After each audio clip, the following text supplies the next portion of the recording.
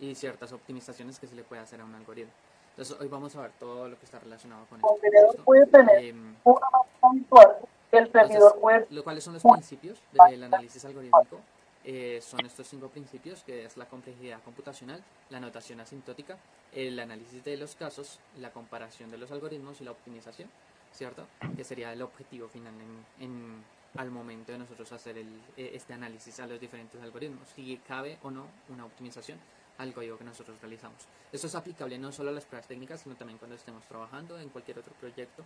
Es importante tener en cuenta los diferentes análisis que le podemos hacer al código para mejorarlos, o si es útil para el caso puntual en el que estamos trabajando. Si tienen alguna duda, pueden levantar la mano o hablar para poderla solucionar. ¿Listo? Listo, entonces vamos a ir uno por uno para dar mayor claridad de cada uno de estos. Empezaríamos por complejidad computacional. Entonces, la complejidad computacional eh, existen de dos tipos, ¿cierto? Que sería la complejidad temporal y la complejidad espacial, ¿cierto? ¿Qué es lo que nosotros vemos con la complejidad computacional? ¿Cómo administramos de mejor manera los recursos? ¿Qué recursos tenemos? Pues exactamente los que acabo de nombrar, que serían la temporal, ¿cierto? ¿Cuánto tiempo se demora el algoritmo en ejecutarse, ¿cierto? En traerme esa solución. Y el espacial, que sería cuánta memoria necesita ese algoritmo para poder solventar pues ese problema o esa solución. Pero algo importante a tener en cuenta, ¿cierto? Estos son los recursos, ¿cierto? Pero según el tipo de problema que yo tenga o la cantidad del problema que tenga, ¿cierto? El tiempo va a variar. Necesitamos una forma, ¿cierto?, de hacer este análisis independientemente de la cantidad independientemente de la cantidad de elementos que yo tenga, ¿cierto? O independientemente del computador en el que lo ejecute. Puede que el computador en el que lo ejecute, el local, tenga menos recursos que el computador en el servidor en donde lo voy a ejecutar, o independientemente del computador, cual sea, ¿cierto? Los recursos van a variar, ¿cierto? Entonces no hay una métrica que nos pueda servir que esté relacionada con estos casos puntuales, con la memoria puntual que tenga mi computador o la memoria que tenga, o el que, la capacidad de procesamiento que tenga el computador. Entonces, ¿de qué manera podemos llegar a una medición que abstraiga o extraiga esta complejidad de los algoritmos sin necesidad de caer en las características puntuales de los recursos que tenemos? Pues sería la notación asintótica, ¿cierto? Que alguno me recuerda cuál es la notación, o sea, cuáles son las asíntotas, ¿cierto? Es el comportamiento o el análisis del comportamiento cuando una gráfica tiende pero no toca digamos, un valor, ¿cierto? ¿Qué análisis asintótico se hace acá? Cuando nosotros hacemos que el valor al cual depende, el de valor dependiente del algoritmo, tienda al infinito. Ahorita más adelante vamos a ver qué significa, cuál es el valor dependiente, cuál es el valor independiente, pero podemos verlo como que el recurso que yo estoy analizando o el valor que yo estoy analizando, ¿cierto? La cantidad de valores que yo estoy analizando, cuántos estos tienden al infinito, ¿cierto? Y qué comportamiento tiene mi algoritmo cuando esos valores tienden al infinito, ¿cierto? Esa es la asíntota que estaríamos analizando en cada uno de los casos. ¿Y cuáles son digamos, las variantes o los diferentes casos que nos puede dar aplicar este análisis, ¿cierto? Pues son los que vemos en pantalla, que sería la constante, el logarítmico, el lineal logarítmico, el cuadrático y el exponencial. Ahí están ordenados de el más eficiente al menos eficiente. Eso lo podemos ver al analizarlo en una gráfica, donde pues, el constante literal es una constante, no hay una variación a medida que vamos aumentando la variable dependiente, y los que siguen pues van aumentando la variable independiente a medida que vamos aumentando la variable dependiente. Eh, Listo, entonces continuamos. ¿Alguna pregunta con respecto a esto? Esta es la notación, ya vamos a ver cómo es que se extrae o se genera llegamos a esta notación con un ejemplo de código, haciendo un ejemplo de código. ¿Listo? Voy a pasar al siguiente. Listo, entonces tenemos el análisis de casos. Este análisis se hace en lo que les comentaba, ¿no? En el peor caso, que es el Big O, el más común, ¿cierto? Pero también se hace para el mejor caso del algoritmo, ¿cierto? Y para el caso promedio. ¿Cómo se saca el caso promedio? Tenemos que sacar un set de datos para la variable dependiente y hacer el análisis para ese conjunto de datos. Y ahí con eso vamos a sacar el caso promedio. No es para todos, no se hace para todos, porque pues esto es un análisis de tendencia y no un análisis de pues los resultados crudos que nos va a dar un cálculo puntual, ¿cierto? Porque estaríamos bajando a ver cómo se comporta en el procesador o en la memoria, etcétera, y ese no es el caso, ¿no? El caso es un análisis de tendencias.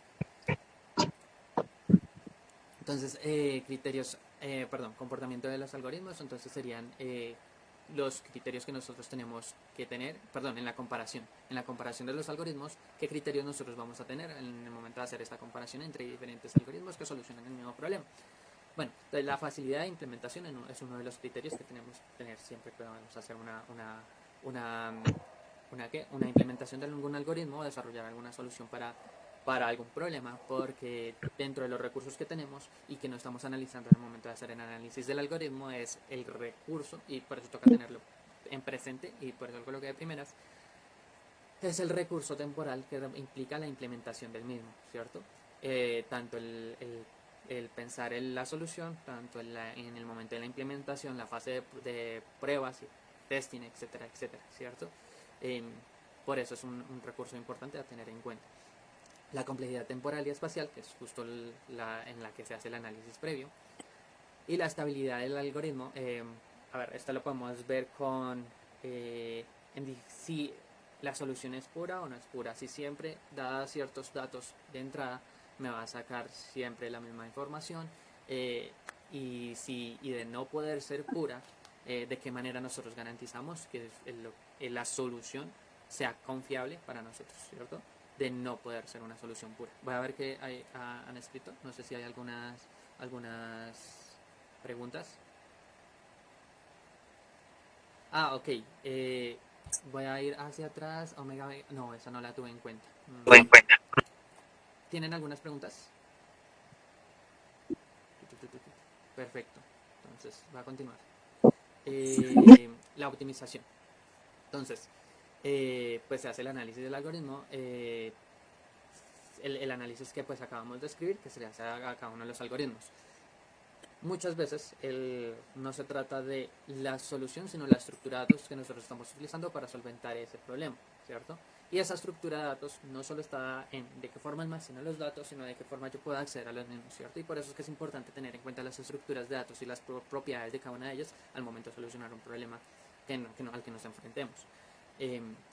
Para dar un ejemplo un poquito más tangible de esto, es cuando nosotros estamos hablando de computación concurrente, o cuando nosotros tenemos varios microservicios o varios procesos y quieren acceder a un recurso al cual no pueden editar todos al tiempo. Por ejemplo, una base de datos o un archivo, ¿cierto? Varios procesos no pueden abrir al mismo tiempo un archivo, y depende de la base de datos, varios microservicios no pueden consultar al mismo tiempo una misma tabla, una misma base de datos, ¿cierto? Entonces, de esta manera nosotros creamos una estructura, puede ser una estructura cola, ¿cierto? First in, first out, para poder organizar el orden en el que cada uno de estos elementos va a tener acceso al recurso, ¿cierto?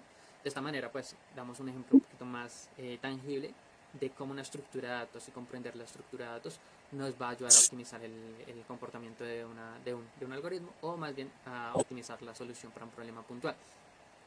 A nivel de código, entonces a nivel de código estamos hablando de patrones de diseño que nosotros podemos implementar, de soluciones un poco más optimizadas al utilizar, valga la redundancia, un patrón de diseño u otro patrón de diseño, o una solución diferente a otra solución, ya sea un patrón o no. También puede estar relacionado con patrones de arquitectura, qué patrón de arquitectura estoy utilizando y de qué manera esa estructura afecta la solución, ¿cierto? En algunos casos todo en desarrollo y todo en la vida es un trade-off, ¿cierto? Donde podemos ganar y perder. Por un lado ganamos, por el otro perdemos. A veces en una muy buena estructura puede haber una mala optimización de los recursos.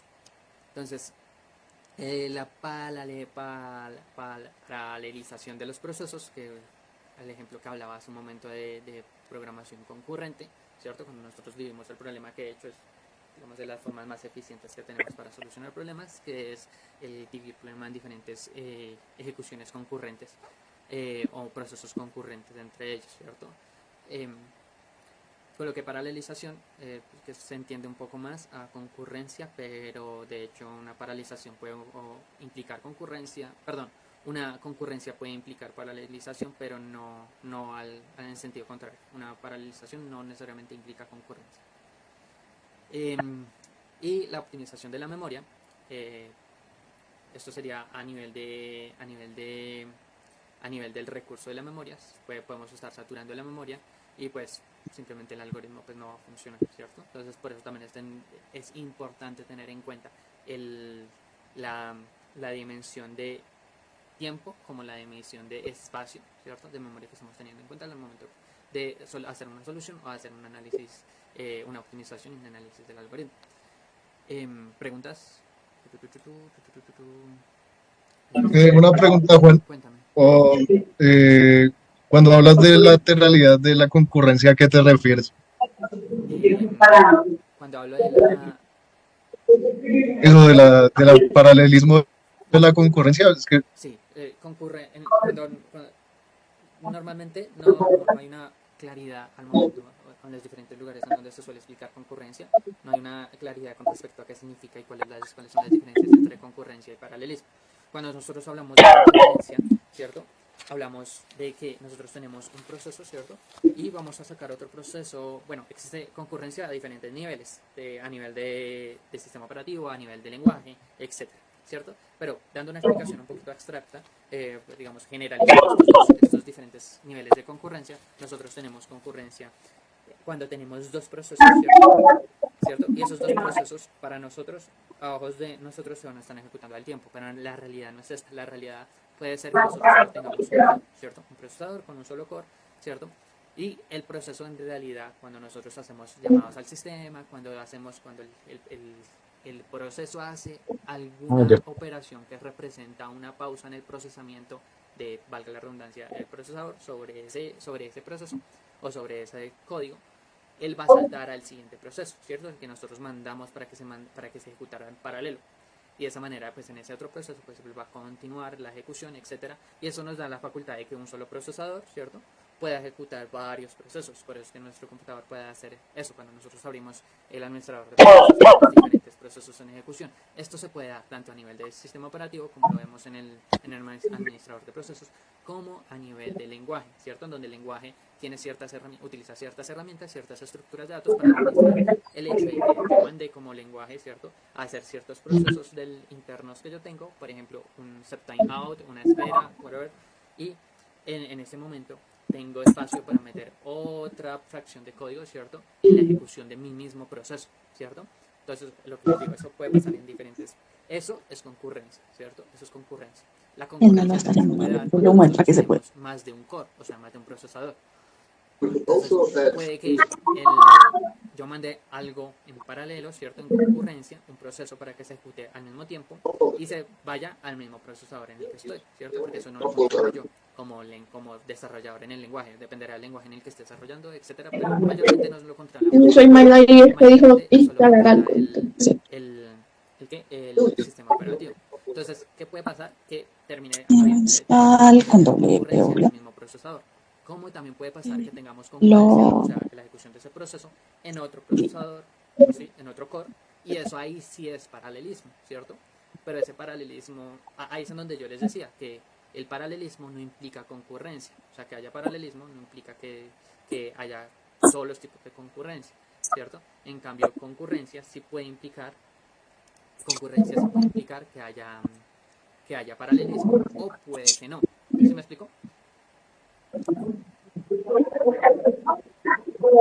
Sí, algo así como recursividad, pero más a nivel más bajo. Sí, pasa a nivel más bajo, algo así como en la recursividad, que nosotros tenemos la ejecución de una función, cuando termina pasa a la siguiente. Todo lo relacionado con el budismo, que por eso además sus conocimientos relacionados con esta cultura. Al siguiente proceso. Es un buen simil. Tenemos con nuevo embajador de Colombia en Tailandia, Daniel Mendoza, un hombre de 50 años, cuyo nombre quizás para lograr optimizaciones, ¿cierto? El hacer paralelismo, bueno, muchos colombianos no dicen mucho si hablamos del creador de Matarife, de conocer la cultura, de avanzar en el conocimiento que tiene la cultura, y sobre todo el curso sabático, perfecto. Muy bien, no hay problema alguno. Sí, pueden apagar el micrófono, pero aparte de eso, digamos, la anotación uno la puede aplicar tanto en infraestructura como en la estructura de datos. Solamente Y eso es lo que quiero decir. O sea, digamos, una anotación no puede calcular los exámenes a través de una de la- anotación, digamos, para o sea, de verdad, microservicios. es todo lo contrario a lo que calcular usted así. Esperen, un segundo, qué pena, no los quería interrumpir, pero por favor cierren los micrófonos porque no se escucha nada de lo que se está preguntando ni hablando. Gracias. Vale, entonces de nuevo, entonces la pregunta es, ¿uno puede, digamos, a través de la anotación calcular una infraestructura? A través de la anotación, calcular una infraestructura. Uf. O sea, creo que te refieres a que yo puedo calcular. En microservicios, exactamente. Ok, son diferentes niveles de análisis. Sí podría yo hacer todo el, digamos, todo el análisis de Big O a todo el código que ejecute en un microservicio. Eso es posible. Y ver pues qué tan optimizado está ciertos, digamos, ciertos llamados, ciertos procesos, etcétera. Y pues claro, yo lo podría hacer a todo el código y pues sacar en el overall, más que al código, yo diría que se debería hacer es a las historias, ¿no? Porque pues no tiene tanto sentido como hacerlo a todo el código, sino las historias que representan un proceso puntual para una historia de usuario.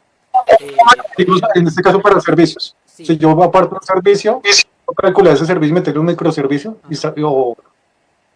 entonces, digamos, la anotación no sirve solamente, o sea, sirve porque yo tenía entendido que, digamos, la anotación solamente es para estructura de datos. No sabía que se aplicaba o se podía calcular. Sí, se aplica el código, pero, o sea, no le veo mucho, o sea, puede llegar a funcionar en algunos casos en donde se necesita optimización para comprender en qué punto es que tenemos el cuello de botella. Pero como tener que hacerlo por hacerlo no es necesario. Pero sí, tú lo puedes, digamos, tienes un microservicio, un conjunto de microservicios y le podrías hacer el análisis a esa, digamos, a esa historia o a ese conjunto, a esas operaciones entre los microservicios que ejecutan código internamente para saber en dónde es que tenemos el cuello de botella, ¿no? Hacer ese análisis de Big O a cada uno de los procesos que ejecuta, bueno, a cada uno de los códigos, lambdas, procesos, lo que sea que estemos manejando, que ejecuta cada uno de esos microservicios y ver dónde está ese cuello de botella. Sí se puede hacer, pero a nivel de yo hacerlo en sí a la infraestructura, no. Para la infraestructura pues tenemos otros tipos de análisis que son ya de monitoreo, de un poquito, digamos, a una abstracción superior. Esto ya cuando, en el caso en que sea necesario, encontrar algún cuello de botella. Ok, vale. Gracias, Juan. Y de hecho, pues las pruebas unitarias, aunque el análisis el Big O, considero yo, nos puede dar mayores herramientas que la prueba unitaria, porque pues, este conjunto de pruebas no están analizando la tendencia a que los datos crezcan, ¿no? En algunos casos sí, que son las pruebas de estrés, pero son una medida puntual, ¿cierto? Y no una tendencia. Por eso esto tiene mucho más valor que pues el análisis de estrés. Bueno, continuamos. Que el análisis de estrés es cuando cogemos y le damos una muestra muy grande a un conjunto de procesos para ver cómo funciona cuando tenemos mucha carga dentro de esos procesos, que sería también un tipo de pues análisis algorítmico, pero pues, o más bien un tipo de análisis de procesos más que de algoritmos, de procesos, pero para mí me parece que tiene más valor que los demás tipos de análisis, por lo que les acabo de comentar, porque estamos analizando la tendencia a un valor infinito, ¿cierto? Entonces, de tal manera que si nosotros llegamos a optimizar esa tendencia, pues vamos a reducir los errores enormemente. De recursos, ¿no? Se puede aplicar a la vez las pruebas unitarias y...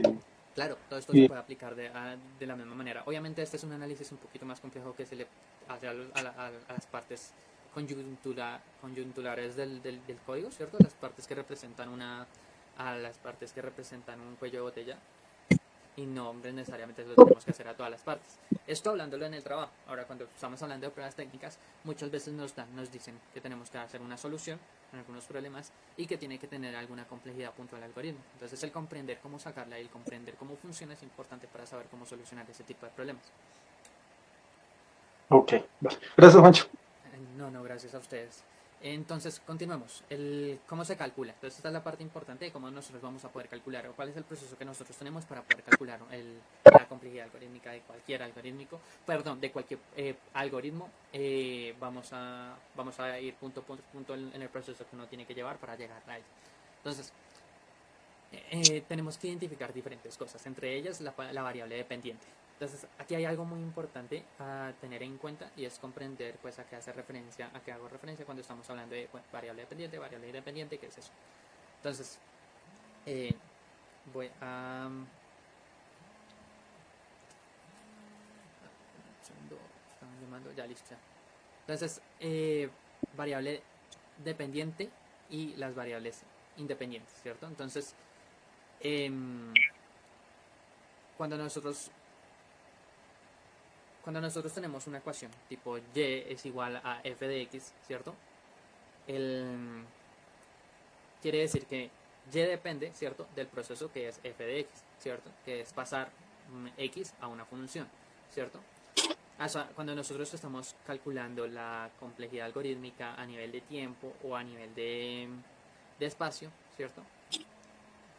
Tenemos que identificar cuál es esa variable dependiente. Y la variable dependiente es eso que nosotros queremos llegar a calcular. En este caso, ¿qué sería? En este caso sería o el tiempo o el espacio en memoria, ¿cierto? Entonces esa es la variable dependiente. Esa es la variable que va a depender según la cantidad de valores que pues yo ingrese al algoritmo, ¿cierto? Entonces, eso es importante, identificar cuál es la que yo voy a analizar. Si yo voy a analizar el tiempo o si yo voy a analizar el espacio, ¿cierto? ¿Cuál de los dos recursos? Eso es la variable dependiente, porque es la que depende, ¿cierto? Según la cantidad. Según la cantidad de datos que yo coloque, pues depende el resultado, ¿cierto? Si yo coloco 10 es diferente a que coloco 0, o si, como lo estamos haciendo ahora, la tendencia al infinito, colocar muchos valores, ¿cierto? Entonces, en este caso vamos a colocar primero, entonces, identificar la variable dependiente. Entonces, identificar si el análisis que voy a hacer va a ser de tiempo, ¿cierto? O de espacio. Listo. Ahora, la independiente, la variable independiente, ¿cuál sería? ¿Cierto? Entonces, la variable independiente sería pues esa cantidad, ¿sí? Que va a ser esa cantidad de elementos que yo le voy a meter a mi algoritmo que va a hacer que aumente o disminuya el tiempo o el espacio. ¿Sí me explico? Esa es la otra parte que tenemos que tener en cuenta. Entonces, la independiente, que es la que, según la cantidad que nosotros coloquemos, pues va a hacer que la dependiente cambie, ¿cierto? Entonces, identificar cuál es la que cambia la dependiente. La siguiente, el espacio en el que estoy trabajando, en el que estamos trabajando. Entonces, ¿qué espacio estamos trabajando? ¿Estamos trabajando en el tiempo? ¿Estamos trabajando en el espacio? Vamos a hacer algo. Voy a cambiar acá a aquí. Voy a salir de la presentación y vamos a colocar acá google.com y coloquemos independiente para que puedan verlo en imágenes. Listo. Entonces vamos a ir a esta acá. Listo. Entonces acá la variable dependiente, ¿cuál sería? ¿Cierto? Lo que decíamos, tiempo o espacio, ¿cierto? Y la variable independiente sería, normalmente en Big O se representa con la letra N, ¿cierto? Que es la cantidad de elementos que yo le voy a meter al algoritmo, ¿cierto? ¿Por qué hablamos en estos términos? Pues porque como podemos ver todo, si colocamos Big O, se representa en una gráfica, ¿cierto? Se representa en esta gráfica, ¿cierto? En un conjunto de gráficas donde podemos ver pues todos los valores que nos puede llegar a dar el análisis del Big O, ¿cierto? Y entonces aquí podemos ver, en este caso nos están indicando que el espacio en el que estamos trabajando, ¿cierto?, es de tiempo, ¿cierto? Porque acá dice time, ¿cierto? Si nosotros estamos trabajando en una en donde estamos analizando el espacio, pues sería pues memory size o whatever. Pero pues en estos casos estamos analizando tiempo, que normalmente cuando se hace el ejemplo, pues se hace sobre tiempo de ejecución, un poquito más fácil de entender. Y pues aquí podemos ver por qué es que esta es la variable independiente, ¿cierto? Perdón, dependiente, el tiempo. Porque según la cantidad de size input, ¿cierto? De n que yo le coloque, pues voy a tener un valor, ¿cierto? Puntual en el tiempo, ¿cierto? Entonces, ejemplo, con la lineal, ¿cierto? Es una relación de 1 a 1, ¿cierto? Entonces yo le coloco X cantidad de elementos y voy a tener exactamente pues X cantidad de tiempo. Es de 1 a 1, ¿cierto? Y pues cada uno de estos va a tener una relación diferente, ¿cierto? Pero ahí es en donde hablamos de encontrar, identificar, ¿cierto? La dependiente, si va a ser tiempo o si va a ser espacio, y la independiente, pues cuál es ese tamaño que va a hacer que fluctúe el tiempo o el espacio, ¿cierto? Y a su vez encontrar pues en qué espacio yo estoy trabajando. En este caso este es el espacio de tiempo, pues tamaño de entrada, ¿cierto? Ese es el espacio en el que estoy trabajando. No podemos confundir pues el espacio de memoria con el espacio de tiempo, son espacios diferentes, ¿cierto? Las operaciones. Entonces las operaciones es importante porque tenemos que identificar cuáles son las operaciones que van a aumentar o van a disminuir, ¿cierto? Según ese espacio en el que estoy trabajando, ¿cierto? Por ejemplo, un for, ¿cierto? Un for va a hacer que itere sobre la variable independiente, pues va a hacer que aumente si estamos hablando de tiempo, pues va a hacer que aumente pues ese tiempo, ¿cierto? Porque estamos trabajando sobre, ¿cierto? Pero un for que está operando sobre una constante, pues no va a implicar ningún cambio dentro del algoritmo, ¿cierto? Cuando vamos a analizar la tendencia al infinito, ¿cierto? Entonces esto es muy muy importante tenerlo en cuenta, ver cuáles son las operaciones que pues, se están ejecutando en el algoritmo, ¿cierto? Y determinar esa relación, la relación entre acá lo podemos ver, ¿cierto? Entre las operaciones y entre esa variable independiente, que es justo el ejemplo que acabo de dar. Si hago un for sobre una n, pues hay una relación, pero si hago un for sobre un valor constante, ¿cierto? Pues no hay una relación. Eliminar esas constantes y términos de menor orden. Esto es muy importante y recuerdo que en el pasado me había equivocado al momento de explicar esto, porque los términos de menor orden siempre se tienen que eliminar. ¿Qué hace referencia a esto, cierto? Si nosotros vemos que tenemos un ON, ¿cierto? Dentro del algoritmo, y tenemos un n elevado a la 2, ¿cierto? Pues el ON lo vamos a quitar, ¿cierto? Porque no afecta directamente, o sea, tiene más peso el n elevado a la 2, ¿cierto? El n exponencial, que el lineal, ¿cierto? Cuando tiende al infinito, cuando los datos tienden al infinito, el impacto del n lineal no es sustancial, ¿cierto? Por lo cual se elimina, no tiene un impacto, ¿cierto? Por eso se eliminan los de menor orden y se deja solo el de mayor orden. Y bueno, y ya en última es expresarlo en términos de big O, después de pues eliminar las constantes, eliminar los de menor orden, etcétera, etcétera, pues ya podemos representarlo en términos de O. Entonces, veamos, todavía tenemos tiempo, ¿no? ¿Hasta qué hora haces esto?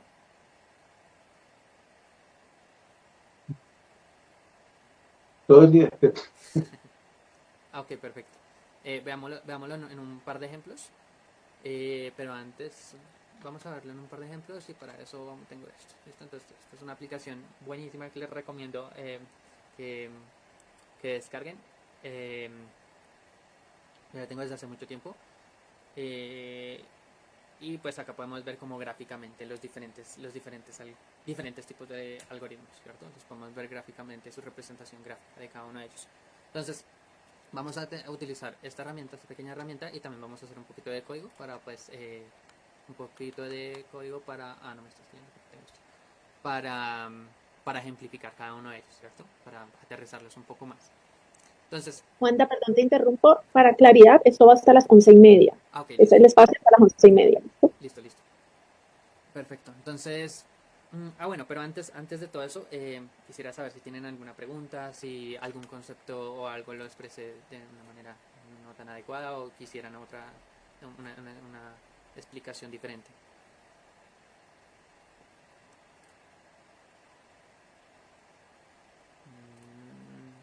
Ok, ya. Listo, entonces continuamos. Entonces voy a utilizar el Bubble Sort. ¿Listo? Entonces voy a entrar acá. Entonces no sé si recuerdan, digamos, cuál es el comportamiento de Bubble Sort, pero pues él recorre por cada uno de los elementos, recorre todos los elementos de nuevo y lo va moviendo hacia el frente, ¿cierto? Vamos moviendo el más pequeño de los elementos hacia el frente. Y así sucesivamente, ¿cierto? Entonces, en este caso, ¿cuál sería? En este caso, ¿qué vamos a analizar? En este caso vamos a analizar en la variable dependiente que vamos a analizar va a ser tiempo, ¿listo? Entonces tenemos tiempo. Entonces cogemos y anotamos tiempo, ¿cierto? Entonces, de hecho, podemos hacer acá algo un poquito más interesante, que es hacer esto un poquito más pequeño para poder Ok, ¿no? tener acá donde escribir. Listo. Entonces, no. Ay, no, miran.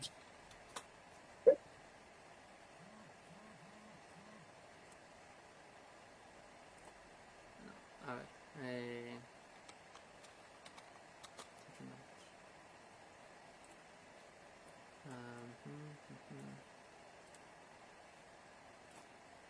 Aquí está. Esto lo podemos hacer. Saquemos otro. Este es el. Listo. Y este acá. Bien. Poner, Listo. papi, ¿qué parte no lo vas a poner? Voy a hacer esto un poquito más pequeño, si no, no me va a dejar mostrar. Listo. Listo. Listo, perfecto. Aquí. Listo, entonces identificamos que la variable dependiente va a ser tiempo, ¿cierto? Entonces colocamos tiempo. Bien. Ahora,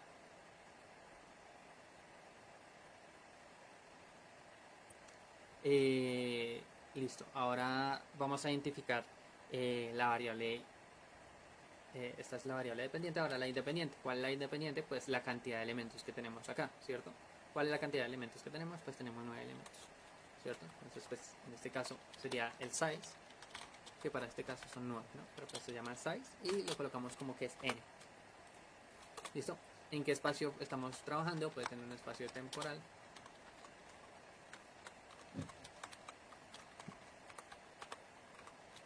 Listo. Y bueno, vamos a ver cada una de las operaciones. Vamos a ir paso por paso. Entonces, aquí nos damos cuenta que le está recorriendo, ¿cierto? N, ¿cierto?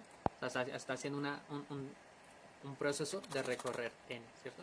Cuando nos hace ese proceso de recorrer N, quiere decir que estamos haciendo un pod, ¿cierto? Sobre N, ¿cierto? Entonces ahí ya estamos identificando una primera operación, pero no solo tenemos esa operación, tenemos una operación de comparación, ¿cierto? Entonces tenemos acá, recorrer N, ¿cierto? Y adentro de cada una de esas hacemos una comparación, ¿cierto? De dos valores, ¿sí? X y Y, ¿cierto? Hacemos una comparación. No importa tanto puntualmente qué cositas se está comparando, sino más lo que importa es la operación, ¿cierto? Entonces acá estoy colocando recorre N, ¿cierto? Es la operación, ¿cierto? Después comparación, que es la otra operación que está haciendo por cada uno de los recorridos, ¿cierto? Y aquí nos dimos cuenta de algo, que volvió a empezar en la ubicación inicial y volvió a hacer el recorrido, ¿cierto? Y si seguimos avanzando, vemos que vuelve a empezar y vuelve a hacer el recorrido. ¿Eso qué quiere decir? Que está recorriendo N 2 veces, ¿cierto? Y que por cada recorrido interno, pues él vuelve a recorrer N, ¿cierto? Entonces ahí tenemos que recorre N, ¿cierto? Y vuelve a recorrer N, ¿cierto? Entonces recorre N una vez, ¿cierto? Que es la primera, la más interna, y por cada una de ellas, pues vuelve a recorrer N otra vez y otra vez. Y hace la operación que habíamos dicho, ¿no? De comparación, ¿cierto? Y ya pues así terminamos. Y vemos que a pesar de que, sí, bueno, que no me puedo ir para atrás, pero a pesar de que ya lo tenía ordenado, él sigue recorriendo, ¿sí? El algoritmo le toca, a ese algoritmo puntual le toca seguir recorriendo, a pesar de que ciertas cosas ya las tenía ordenadas, ¿no? Lo que quiere decir que sí, que nuestra hipótesis es verdad, que nos estamos recorriendo N, ¿cierto? Y que por cada una de ellas vuelve a recorrer N, ¿no? Bien, entonces, que ya encontramos las diferentes operaciones que tiene. Obviamente internamente el algoritmo pues va a tener otro tipo de operaciones de asignación, etcétera, etcétera. En el momento de hacer el cambio pues hace una comparación, acá debería hace la comparación, y esa comparación pues está relacionada con un condicional, entonces condiciona una comparación, una asignación con base en una comparación, etcétera, etcétera. Un poco más de operaciones va a tener cuando veamos el código, ¿cierto? Acá pues definirá el tamaño n, ¿cierto? Y cada una de estas operaciones, ¿cierto? Tienen una complejidad en tiempo. ¿Cómo lo vamos a colocar? Vamos a colocar t, ¿cierto? Que es pues la complejidad en tiempo, ¿cierto? Y pues la complejidad en tiempo de esto pues es de 1, ¿cierto? Definir una variable, etcétera. Si cada una de estas operaciones pues tiene una complejidad 1, ¿cierto? Ahora, la complejidad de las operaciones adentro de un recorrido, ¿cierto? Se ejecutan las iteraciones que hace ese recorrido, ¿sí? En este caso es n, ¿cierto? Y es importante eso que acabo de decir, las iteraciones que se hacen en ese recorrido, porque no siempre van a ser n.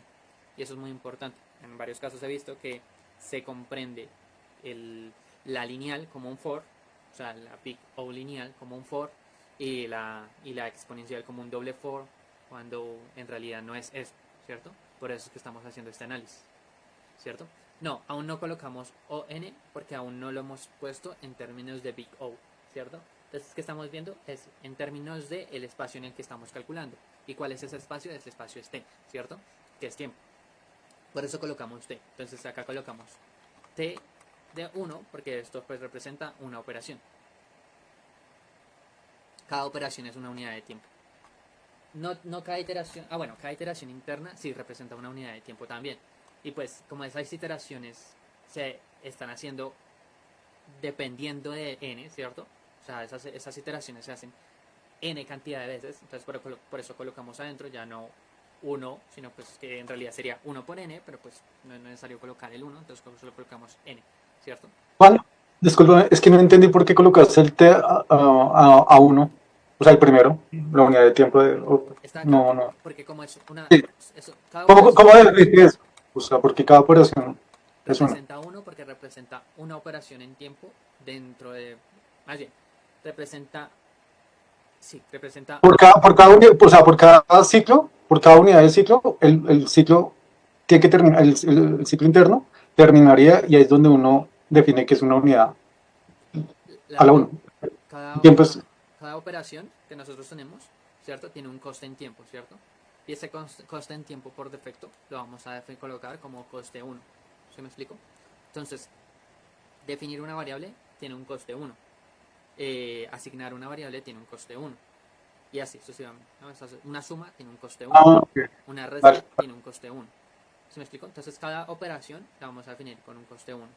Pero los recorridos, ¿sí? O sea, el recorrer, ¿cierto? El recorrer n, ¿cierto? Tiene coste, pues las operaciones internas de ese recorrido tienen un coste 1, ¿cierto? Pero se multiplica por la cantidad de veces que se hacen. O sea, n, ¿sí me explico? Sí. Ya entendí. Listo, entonces, en este caso estamos multiplicando digamos, las operaciones internas de aquí para abajo, van a ser de n, ¿cierto? O sea, van a tener un coste n en tiempo. ¿Listo? Ahora, como tenemos otro recorrido interno, ¿cierto? Pues ese recorrido interno, pues las operaciones internas de ahí adentro van a tener un coste, ¿cierto? Pues también, ¿qué se está recorriendo? Se está recorriendo n, ¿cierto? Entonces van a tener un coste de n, ¿cierto? N veces, ajá. Tienen un coste de n, ¿cierto? Entonces, todo lo que está acá adentro tiene un coste de n. Pero anterior a este, ¿cierto? Este recorrido, ¿cierto? Ya tenía un coste de n previo, ¿sí? ¿Cuál? El que le asignaba el t anterior, ¿cierto? Entonces, como ya tenemos un n anterior, ¿cierto? Y adentro metemos otro n, ¿cierto? Entonces sería n por n. O sea, por cada n hacemos, o sea, n elevado a la 2, ¿cierto? N elevado a la 2. Listo, ya. O sea, n por n. Entonces, todo lo que esté acá adentro va a ser n por n. ¿Por qué? Porque este recorrido ya tenía un coste de n. Y las operaciones internas que se ejecutan adentro de ese otro n, pues representarán n veces más las otras n veces previamente definidas, ¿cierto? Entonces tenemos un n por n. Entonces todas las operaciones acá son n por n. Ahora, esto de acá es n por n, ¿cierto? o sea, n elevado a la 2, ¿cierto? Y digamos que pues acá también tenemos, acá abajo también tenemos por alguna razón para validar que sí están, digamos, ¿no? Que queremos validar que en realidad sí está ordenado, entonces volvemos a recorrer n. No es el caso, pero digamos que lo estamos haciendo. Queremos volver a recorrer n para validar que sí está ordenado, ¿sí? Que en realidad sí haya cumplido su función de ordenar. Y ya nos dimos cuenta que ordenó y retornamos a la regla, ¿cierto? O la estructura de datos que estemos ordenando. En este caso, entonces vamos a empezar a hacer el proceso de simplificar, ¿cierto? Entonces, si nosotros retomamos esto de acá, vemos que ya definimos la variable dependiente, definimos la variable independiente, definimos el espacio t, ¿cierto? Las operaciones que se están realizando, ¿cierto? Las relaciones, ¿cierto? Que son las relaciones con respecto a la variable independiente. Vamos ahora a eliminar constantes y términos de orden menor, ¿listo? Entonces, ¿qué constantes tenemos acá? Pues este 1, ¿cierto? Pues, este 1 es una constante, no, digamos que no nos aporta, ¿cierto? Entonces lo vamos a quitar, este 1 no tiene sentido. Esta n acá, pues igual, esta n, vemos que tenemos una constante que es un 1, vamos a anotar todos acá abajo, entonces tenemos t de 1, ¿cierto? Tenemos t de n, tenemos t de n elevado a la 2, tenemos t de n, listo. Esto es lo que tenemos. Constantes se eliminan. Entonces nos queda esto de acá, ¿cierto? Bien. Podríamos agrupar y decir que en realidad tenemos dos tn o pues podríamos decir también que tenemos dos de estos, lo que implicaría también una constante y se eliminaría, ¿cierto? Lo cual nos quedaría solo estos dos de acá, ¿cierto? Esto implicaría una constante, ¿cierto? Esa constante pues nosotros la eliminamos y nos quedaría esto. Y en últimas pues eliminamos las magnitudes más pequeñas, las menores magnitudes, que es n, y nos queda esto. Disculpe, Cuéntame. una pregunta. ¿Usted explicó en este proceso cuál es la razón de eliminar esa constante? Es que yo siempre he tenido esa duda. Listo. Ya te indico cuál es la razón. Listo, entonces la razón es que, veámoslo gráficamente, que es muy lindo verlo gráficamente. Primero va a terminar esto, entonces, y ya pasó por qué la razón de eliminarlas. Entonces, miren que nosotros acá tenemos términos constantes y los empezamos a eliminar, ¿cierto? Eliminamos el término constante. Hicimos una agrupación de términos, ¿cierto? Términos semejantes, pues los agrupamos y quedó así y sacamos otra constante, la volvimos a eliminar. Y después aplicamos la última afirmación, que es las magnitudes menores se eliminan y nos quedó esto. Y después lo pasamos a términos de Big O, ¿cierto? Que es pues cambiar el espacio en el que estamos trabajando por pues la representación a la que queremos llegar, que es el Big O. O sea, colocamos una O. Y ya hemos llegado al Big O de este algoritmo de ordenamiento, que es el bubble sort. Ahora, para responder la pregunta, porque es una muy buena pregunta, porque ¿cuál es la razón? ¿Cuál es el porqué de que yo tenga que eliminar esas constantes o esos valores de menor magnitud? Eso lo podemos ver al hacer una gráfica. Entonces vamos a hacer un ¿cómo es que se llama? GeoGebra. ¿Qué es este?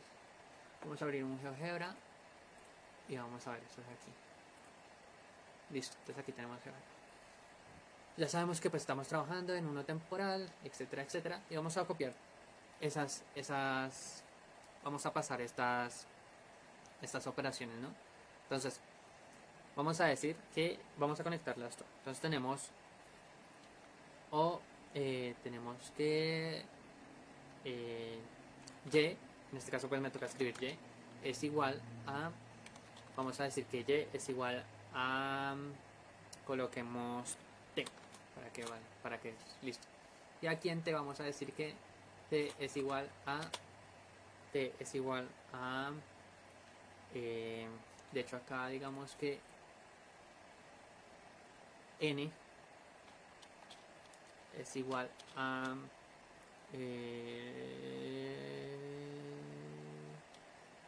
digamos, no sé,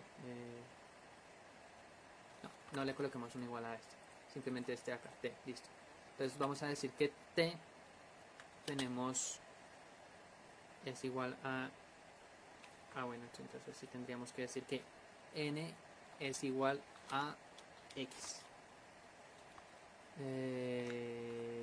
Tenemos que definirla acá como una variable. N igual a x. Que quiero cambiarlas para que sea... No, pero lo que me hace es esto. No, va a hacerlo sin variables. Va a hacerlo normal como... Porque tú lo habías explicado, ¿no? Porque digamos que las variables pequeñas o las constantes pequeñas no afectan al resultado final, ¿no? Ajá, De- esa es la razón, pero el ver el por qué es lo interesante. Entonces, ejemplo, tenemos n, ¿cierto? Entonces tenemos que en este caso pues ya sabemos que n es x, ¿no? Entonces, listo. Entonces colocamos, vemos que si yo le quito ese 1, que representó pues una sola operación, lo único que va a pasar es que esto se va a bajar, ¿cierto? Y si yo le coloco un más 1, o sea, x, que es como n, la lineal, más una operación, cuando yo tiendo al infinito, o sea, cuando yo alejo esto, alejemos esto lo máximo posible, ese más 1 no... Aquí podemos ver que no afectó, ¿sí me explico? O sea, no... Porque recordemos que estamos haciendo un análisis asintótico, estamos haciendo un análisis de tendencia al infinito. Y cuando la gráfica tiende al infinito, miren que ese más 1 se perdió. La verdad no se nota la diferencia entre que haya tenido un más 1 o no haya tenido ese más 1, ¿sí me explico? Entonces, lo mismo pasa cuando nosotros decimos listo. Entonces ahora vamos a hacer que esto lo sumamos más un n elevado a la 2, ¿cierto? ¿Cierto? Es el comportamiento que... Dios. Claro, porque no es n, es x. Ahora sí. Entonces, ahora, si yo veo este comportamiento, el haberle sumado esa x, ¿cierto? Que era lineal, al n elevado a la 2, ven que no implica un cambio sustancial cuando tiende al infinito el sumar el x al n elevado a la 2. Miren, así es el elevado a la 2 sin nada, sin la suma, ¿cierto? Miren, aquí lo estamos viendo. Sin la suma es esto. Ahora vamos a agregarle la suma. Más x. No hay un cambio sustancial. ¿Y por qué no hay un cambio sustancial? Porque pues como estamos haciendo un análisis de tendencia al infinito, ¿cierto?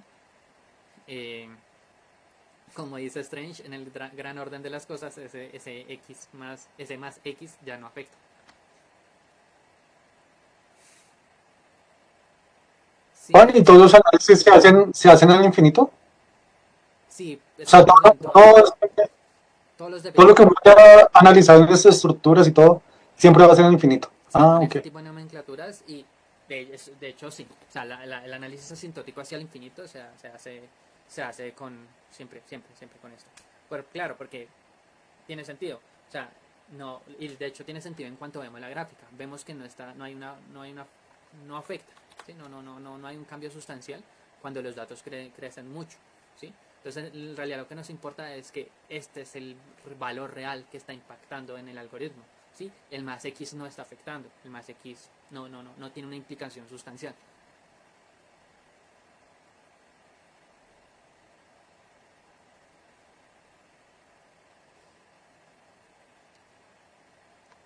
Entonces, sí me di a entender el por qué es que, digamos, en este caso, en el caso que teníamos acá, estamos eliminando estos valores de acá. De hecho, podemos escribir ese ejemplo. Ese ejemplo está bien. O sea, sería coger y escribir 2n. Entonces tenemos acá las n son las x. Ahorita intenté cambiarle el valor.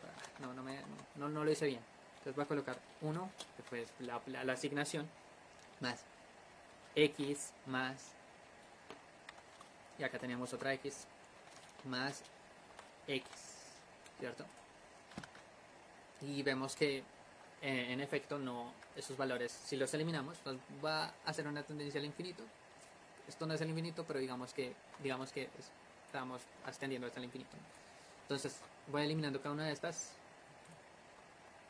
y vemos que no hay un cambio, no hay un cambio visible. ¿Se me explico?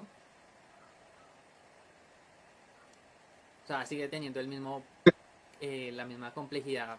Es una mala complejidad, es un algoritmo muy ineficiente.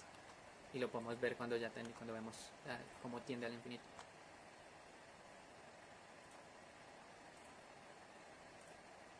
¿Sí me doy a entender? Sí, Juancho. Listo. Entonces voy a salir de acá. Y vamos a ver otro. Creo que uno interesante es el quit, pero me gustaría mostrarles uno que sea muy ineficiente y cómo podemos hacerlo eficiente. Entonces hagamos ya un ejemplo de código, pero no sé si ese ejemplo esté acá. Sería interesante verlo también acá. Entonces vamos a ver que eso es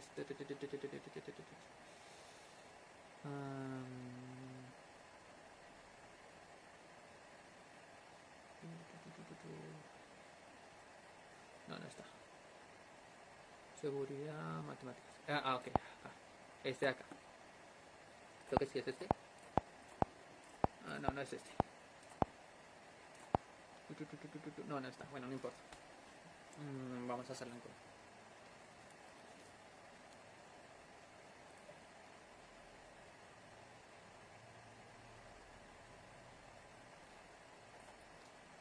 Entonces voy a sacar aquí eso acá.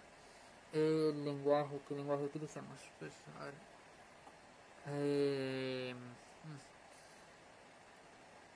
Python, JavaScript o Go, ¿cuál quieren?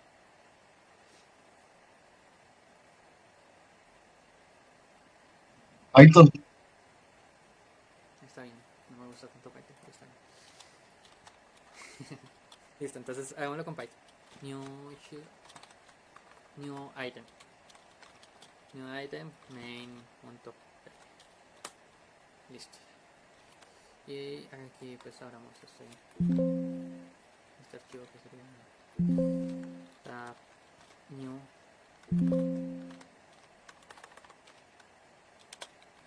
Listo. Bien. Vamos un poquito más grande. Listo ya. Y agreguémosle números que no se ven. Set number. Perfecto. Listo. Entonces, esto sería es que no me acuerdo. Fibonacci. Hagamos Fibonacci. Listo. Entonces sería Fibo, ¿cierto?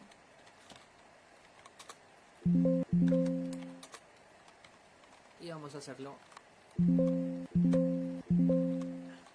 Sí, entonces vamos a recibir n, ¿cierto? Que eso es un int. Aquí sí es una sesión, sí. Y n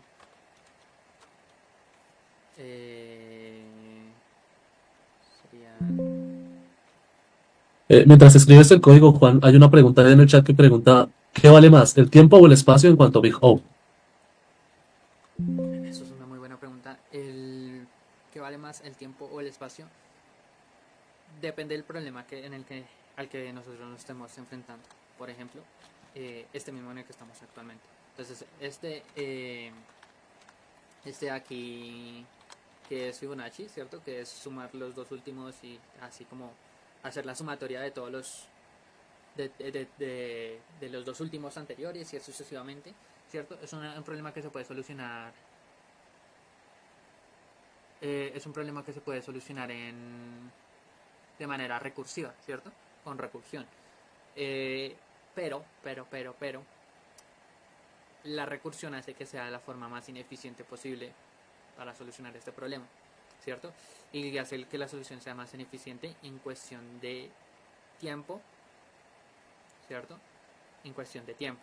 Entonces, en este caso, pues, digamos, de hecho, terminémosla. En este caso que pues return y pues, el caso base, pues ya sabemos que pues, vamos a retornar n en caso de que sea menor o igual. Y en todos los otros casos, pues vamos a retornar pues la recursión, ¿no? Que representa la suma de sus dos anteriores, ¿cierto? Que sería más. Y aquí sería n menos 1. Y Dios, n. Y acá sería n menos.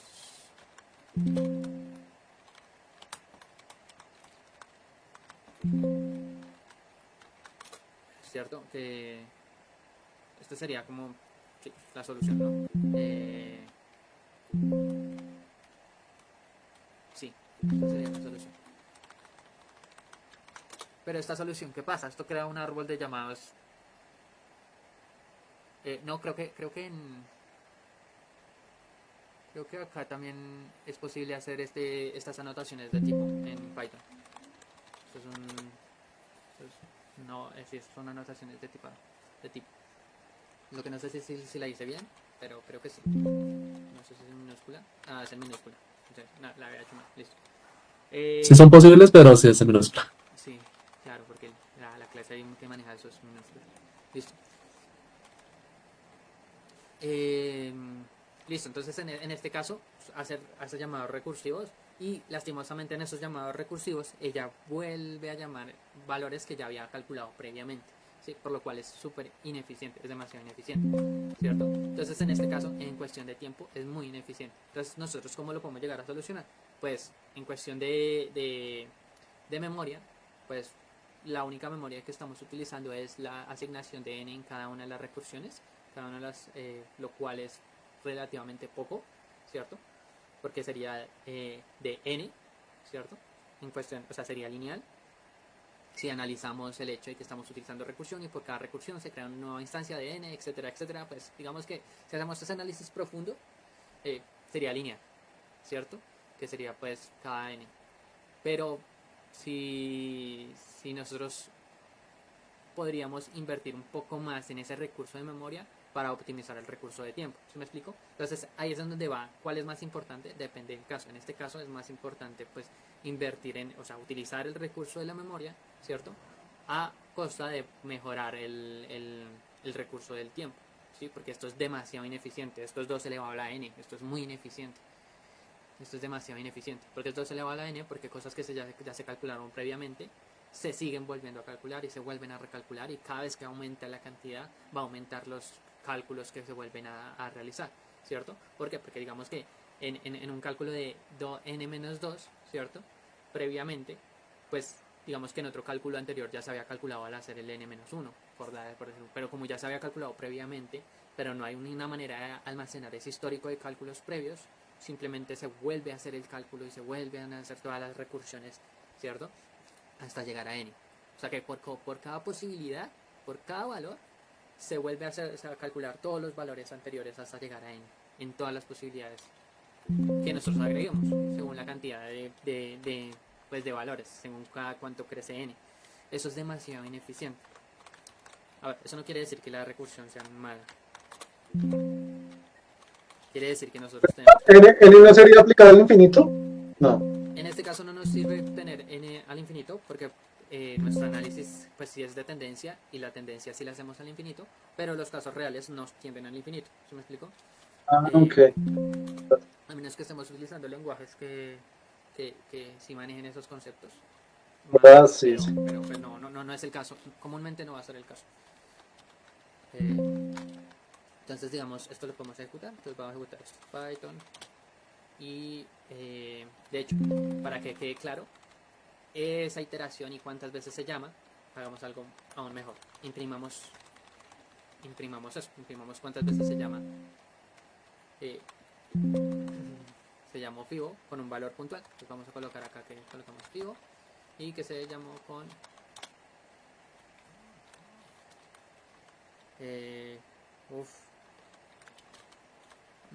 bueno, voy a hacerlo n. Listo. Y si ejecutamos esto, python./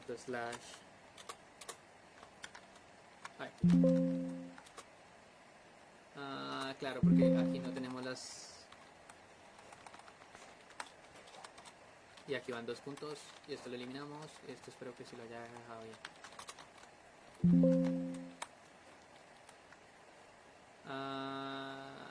Es que ahí, digamos, lo estás tipando, ¿no? Entonces, o no sé. Ahí, como si fuera Listo. de tipo entero. Tienes toda la razón. Y ahora sí. Y sí, de hecho excedí los máximos de recursiones. Pero ahí hacemos un ejemplo más pequeño. Listo. Miren, solo calcular el de 10. Solo el de 10. esperen que prefiero ejecutarlo por fuera. Ejecutémoslo por fuera. Copiamos esto, pegámoslo acá. Listo. Miren, solo el de 10. Miren cuántas veces hizo el cálculo. ¿En cuántas veces hizo el cálculo de 1? El pivo 1. Bueno, bien. Este no es tan difícil. El de 5. El de 6. Veamos acá 5 otra vez. Acá otra vez 5 y 6. No, es que es enorme la cantidad de veces que vuelve a hacer esos cálculos. Bueno, vemos que acá lo estamos haciendo los cálculos en realidad son acá. Que en realidad ese ahí solo retorna la misma. Es una operación que no afecta. Pero el de acá sí. Entonces, veamos, volvámoslo a ejecutar. Clear y volvemos a ejecutar. Miren, a pesar de que eliminé el caso base, que técnicamente no implica un... Estos de acá sí lo implican. Y miren cuántas veces se vuelven a calcular. 2, 2, acá otra vez 2, 2, acá 2, acá otra vez 2, 2, 3. Es ineficiente, muy ineficiente. Y bueno, nos dio 55. ¿Cierto? Entonces en este caso, ¿qué nosotros hacemos? Pues hacemos todo este análisis, ¿no? Entonces, los análisis recursivos son de los más complicados. Los análisis recursivos son de los análisis de notación más complicados. ¿Por qué? Porque pues existen diferentes acercamientos, pero pues la mayoría, los comportamientos son muy complejos. Entonces para hacer el análisis de este, pues vamos a hacer pues el análisis de cada uno de los casos de ejecución, ¿cierto? Cuéntame. Hola Juan, ¿me escuchas? Una preguntita es que, digamos, en el contexto, digamos, de las personas que les gusta el desarrollo, que trabajamos con bases de datos, un ejemplo sencillo, digamos, donde tú puedas relacionar el Big O con una base de datos, ¿cómo lo explicarías? ¿Cuál sería el ejemplo más práctico para entender el Big O en una base de datos? Por ejemplo, que maneje un índice o que no maneje un índice. ¿Cómo explicar, digamos, el Big O cuando se recorre una lista? ¿Cómo sería, digamos, el ejemplo más intuitivo que me darías? Gracias. A ver, el ejemplo más intuitivo. Los índices representarían... A ver, internamente cómo funciona la base de datos. Internamente tiene diferentes, depende de la base de datos, pero digamos que es una relacional. Entonces ella tiene diferentes grafos y estructuras internas para Pero poder... supongamos que la base de datos es simplemente una lista de números. Puede ser del 1 al 10, del 1 al 100 o del 1 al 1000 y la quieres recorrer. ¿Cómo puedo yo entender el Big O en una lista? Listo, entonces digamos que tienes la base de datos y quieres recorrerla o quieres acceder a un lugar puntual. Normalmente las bases de datos tienen índices, ¿cierto? Estos índices funcionan muy parecido a cómo funcionan las hash tables, ¿cierto? Pero puede tener el índice o no. O sea, puede tener el índice o no. Sí, exactamente. Independientemente de eso, ¿cómo explicarías, digamos, para entender el Big O en una base de datos, entendiendo de que es una lista vacía, por ejemplo? Entendiendo que es una lista vacía. No sé si la explicación que voy a dar... No, espérate. No sé si la explicación que voy a dar... Pero me vuelves a hacer la pregunta si no la soluciona. A ver, para entenderlo con base de datos, sería si tú no tienes ningún índice y quieres acceder a un valor, tendrías que recorrer cada uno de los valores, ¿cierto? Hasta encontrarlo. Por ejemplo, cuando hacemos algún tipo de comparación, etcétera, etcétera, pues él tiene que evaluar cada uno de los registros de la base de datos para ejecutar esa comparación y retornar pues el valor óptimo, ¿no? Entonces eso sería n, ¿cierto? Cuando nosotros empezamos a hacer grupos o cuando empezamos a hacer joins, etcétera, etcétera, empezamos a hacerlo más exponencial, ¿cierto? Porque de hecho estamos teniendo en cuenta una longitud, que sería la cantidad de entidades que tenemos en una tabla, ¿cierto? Con otra longitud, ¿cierto? Que sería la cantidad de elementos que tenemos en la otra tabla, ¿cierto? Entonces ahora lo hace un poquito más complejo porque tendríamos n por k, ¿cierto? Donde tenemos un espacio en el que se representa por dos variables. Vamos, cuando hacemos un join, cuando hacemos un join. Pero si tenemos índices, entonces eso sería lineal, ¿cierto? Sería una query lineal. Yo lo vería en términos de query, o sea, de qué manera puedo ver eso, de qué impacto en tiempo de ejecución de una query tiene, y pues qué impacto no, sí, en tiempo de ejecución de query, lo vería yo. Y en términos de almacenamiento, en términos de almacenamiento también puede ser, por ejemplo, razones por las cuales se utiliza cuando necesitamos que ciertos valores se dupliquen. A veces es importante que ciertos valores se dupliquen para eficiencia de query. Entonces ese es ese trade-off que hablábamos, ¿cierto? Entonces yo voy a duplicar estos valores para no tener que hacer estos queries de tal manera, ¿cierto? Y que no representen un impacto muy grande al momento de hacer la petición, pero pues estoy aumentando en términos de espacio.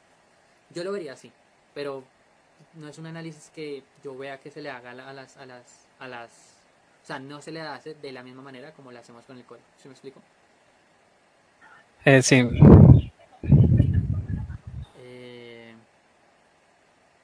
Listo, entonces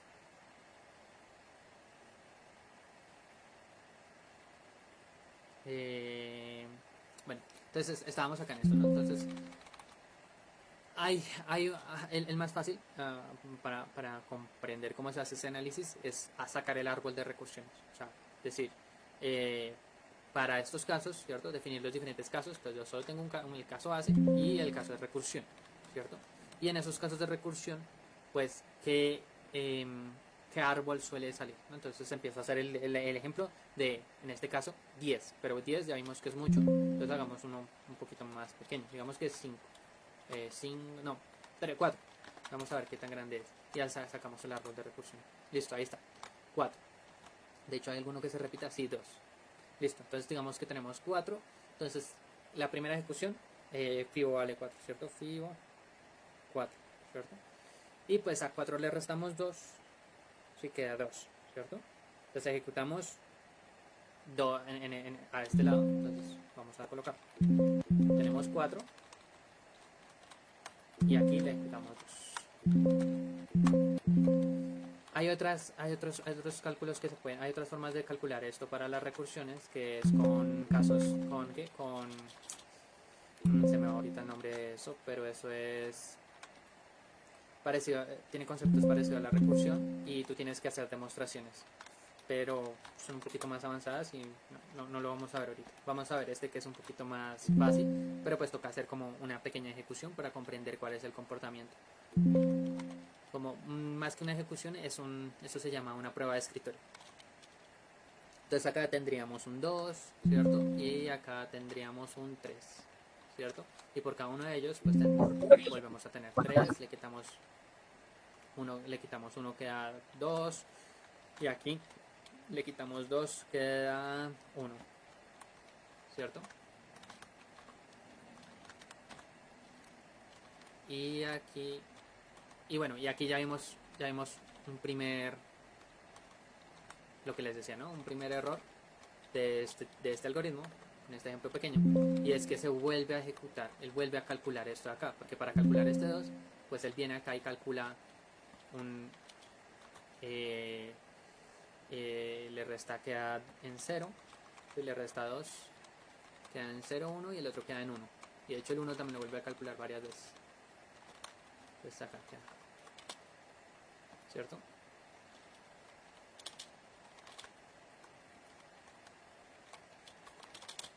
Y aquí volvemos a hacer esto. Y solo nos fuimos por una rama. Y aquí, bueno, aquí queda en 1. Y aquí queda en 0. Y aquí pues ya se terminan, ¿no? Porque como es menor o igual a 1, pues estas de acá no cuentan. Pero este 2 se calculó tanto acá. Miren, se calculó tanto acá como acá. O sea que él tuvo que volver a hacer esos llamados recursivos aquí y aquí, desde acá abajo, ¿cierto? No terminó el cálculo acá, sino volvió a hacer esto. Sí, y si volviéramos a hacer todo con un valor más grande, pues esto va a seguir creciendo y creciendo y creciendo y creciendo y creciendo. Entonces acá es en donde nos damos cuenta el comportamiento de la recursión.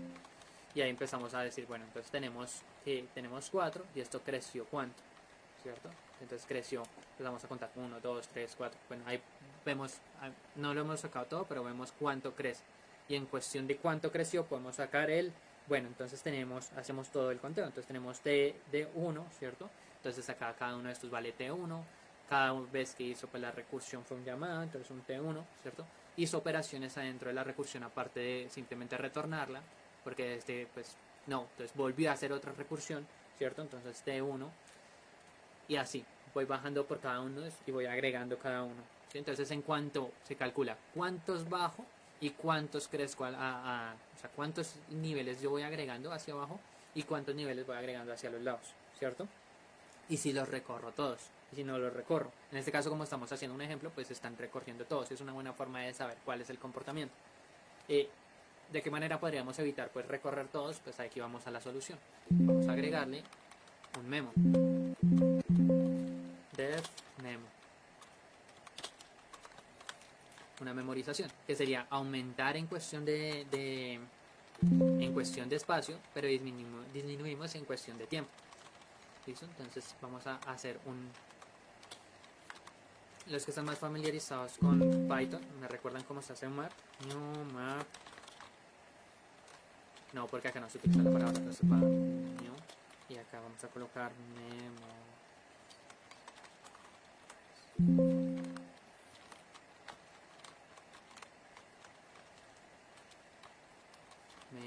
Memo. Listo. Listo. Entonces aquí vamos a colocar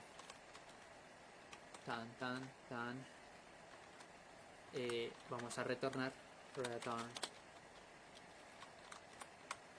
f, y aquí definimos f,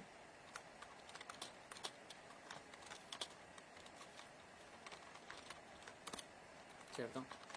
Y esa f recibe el fibo, ¿cierto? Lo que hemos esta f de my memo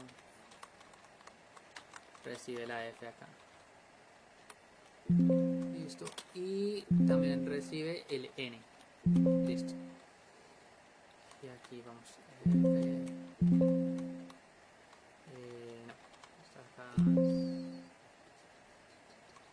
initial. Listo. Y aquí adentro sí.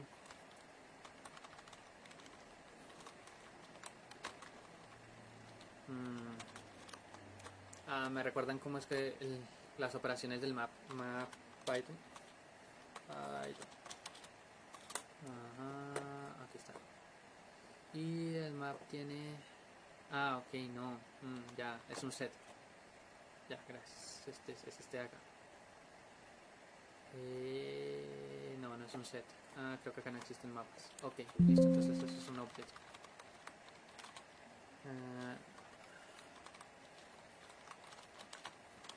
Listo. Bien. Sí. Memo.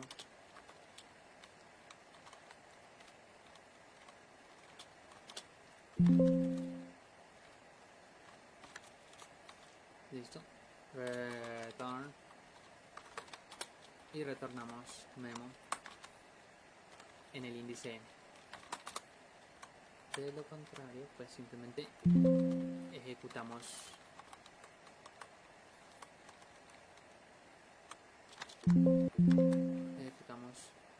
initial, sería initial nn, y se lo asignamos a este valor.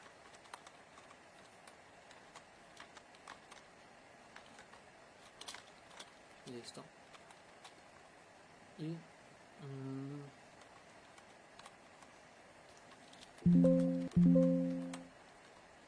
return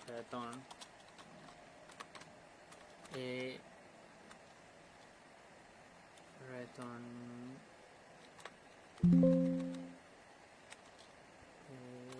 está acá. Bien. Listo. Ahora esta f de acá es importante porque se lo tenemos que pasar a initial. Entonces sería f, donde le pasamos n y my memo. Ok, coma n, y aquí en donde colocamos la initial.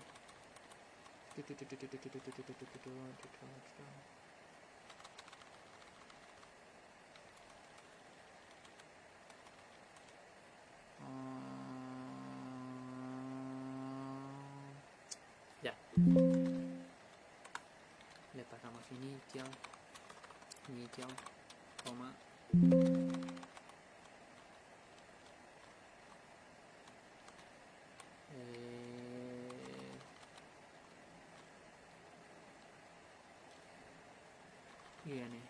No,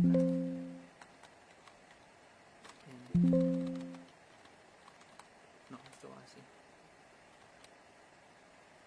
Ah, ok, sí, no, sí. Memo. Initial. Esto acá debo de cambiarlo porque ahora yo tengo acá F y F.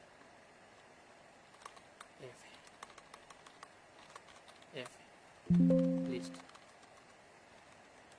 Tengo initial. Listo, ahora sí. Tengo el valor inicial que es esta de acá. Bien.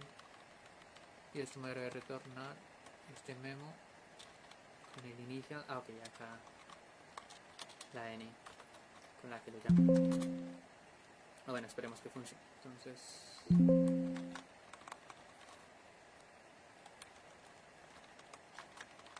memorize it, FIO, y esto lo borramos y volvemos a colocar 10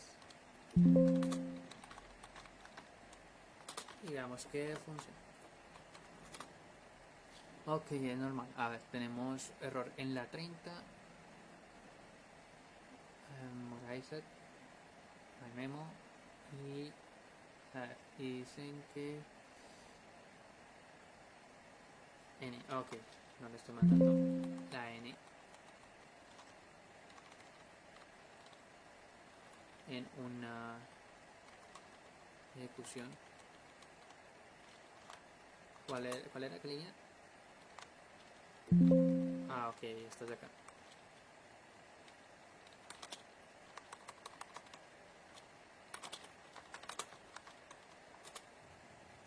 Y Juanda, ya son las 11:36, sé que pues hay personas que se tienen que retirar. No sé si quieres como hacer un cierre y si de pronto no sé si hay una segunda parte o no hay, o hacemos ya el cierre del tema. Yo sé que lo estás grabando, lo vamos a replicar mañana, listo, por Facebook Live y también para que tú lo repostees, mi Juanda, en tus redes y todo, ¿vale? Ok. Sí, pues faltó mostrar cómo era que se almacenaba la información para evitar este tipo de problemas, pero sí, o sea, podemos hacer un cierre. No sé si tengan preguntas al respecto de lo que vimos hoy, poder dar solución a las preguntas antes de finalizar.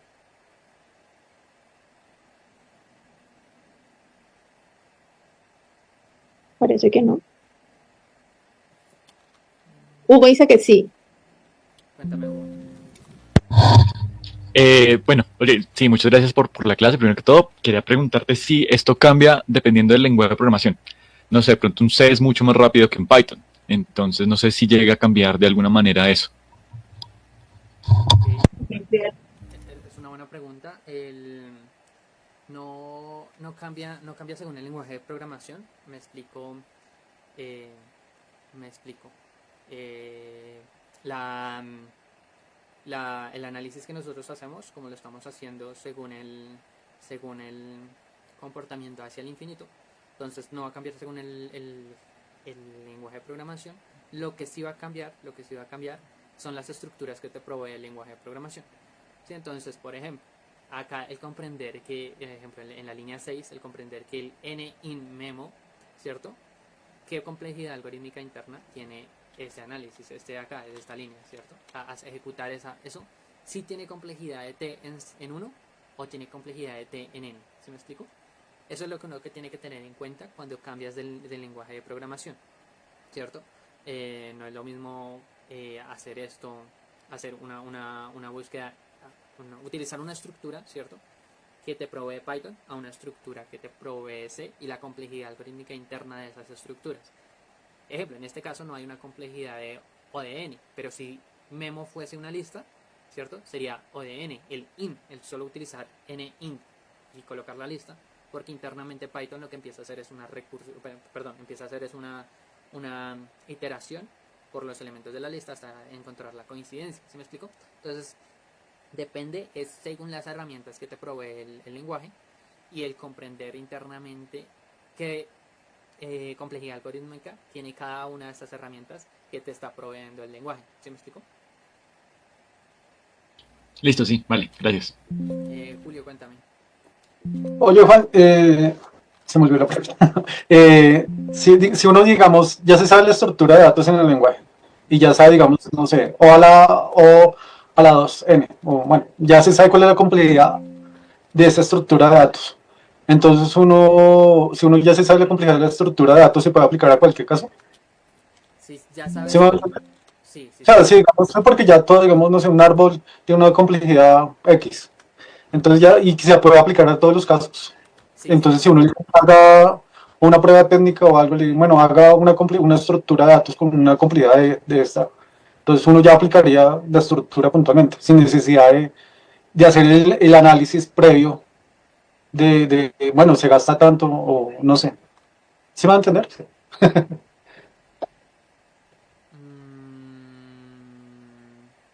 O sea, no se necesita volver a analizar por cada caso de uso, si ya se sabe la complejidad de esa estructura de datos. Sí, no necesitas volver a analizarlo por cada caso de uso si ya sabes la complejidad por cada uno de los casos. No es necesario.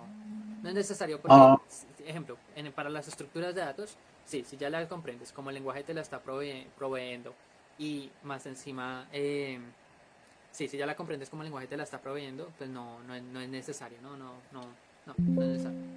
Sí, Ok, vale. Sí, esa es la pregunta. Gracias, sí, Pancho. o sea, sí, y de hecho aplica para los algoritmos que tú crees. Si tú creas un algoritmo para un lenguaje puntual, pues tampoco va a, ejemplo, el Fibonacci, ¿cierto? El Fibonacci recursivo, ¿cierto? Si ya comprendes cómo funciona, no va a tener la misma complejidad algorítmica en todas las implementaciones que realices en los otros lenguajes. Cosa que toca tener en cuenta es las estructuras que te está proveyendo el lenguaje, que es lo que te está, pues, que te está agregando, si la comprendes o no la comprendes. ¿Sí me explico? Sí. Entonces, digamos, en un caso digamos, que haya un embudo, digamos, hay un aplicativo, un embudo, entonces uno dice, no, esta estructura de datos no aplica porque ya, o sea, uno ya puede saber qué estructura de datos aplicar ahí, ¿cierto? Exactamente. Si hay un embudo, tú ya sabes que la estructura de datos, independientemente del lenguaje, sería un first in, first out o una quick, una cola. ¿Sí me explico? Porque pues es la estructura que va a facilitar el manejo de un embudo, ¿cierto? De un recurso limitado que muchos Y si, servicios quieran acceder. y si, digamos, si hay un microservicio que maneja un lenguaje, entonces, y el lenguaje no maneja esa estructura de datos, entonces uno dice, pues no se puede dar esa solución. Puedes crear una implementación de la estructura de datos. Obviamente habrá lenguajes en donde de pronto no tengas todas las herramientas y puede pasar de que no la puedas crear, pero si es un lenguaje, es Turing Complete. Y si es Turing Complete, puedes crear la estructura de datos que necesitas para solucionar ese caso puntual. Ok, bueno, eso sí no lo sé, pero más avanzado. Ok, gracias, Juancho. Listo. Todo súper. Aquí ya acabo de solucionarlo, o sea, lo que era 10 inicialmente, ven que ya no se están repitiendo ninguna de las iteraciones, o sea, en este caso volvimos algo que era n elevado a la 2, lo volvimos lineal. ¿Por qué? Porque cada uno de los valores que está calculando, él no los vuelve a recalcular. Como pueden ver, ahora solo dice fibo 10, 9, 8, y como ven lo hace en orden, ¿cierto? O sea, me los imprime en orden y no los vuelve a recalcular.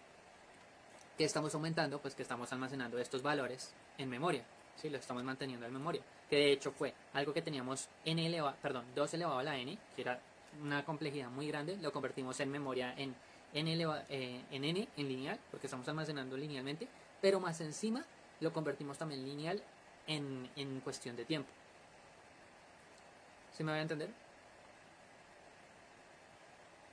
Sí, o sea, sí, lo que estabas hablando ahorita, sí, lo que me estás diciendo. O sea, cambiaste la estructura de datos o la configuraste mejor, ¿cierto? Para así entenderlo. Sí, entonces, pues, primero, antes que nada, antes de despedirnos, agradecerles por el tiempo, por la disposición. Cualquier duda que tengan, si les gustaría, pues, otra presentación o sobre algún otro tema, pues, yo encantado. Gracias, Juanda, gracias, dicen crack. Muchas gracias, Juanda, por tu tiempo, ¿sí?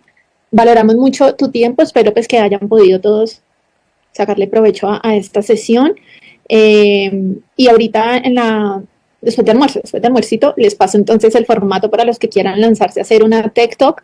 Ya saben, hacemos toda la publicidad, lo promovemos en redes, ustedes también se pueden promover en redes, es una buena oportunidad para hacerse conocer y pues que la gente sepa que son expertos en el tema que vayan a explicar.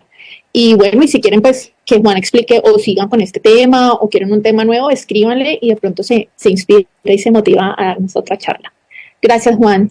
Todos tengan un lindo día, Juan. Esperamos tu grabación, porfa, para poder replicarla. ¿Listo?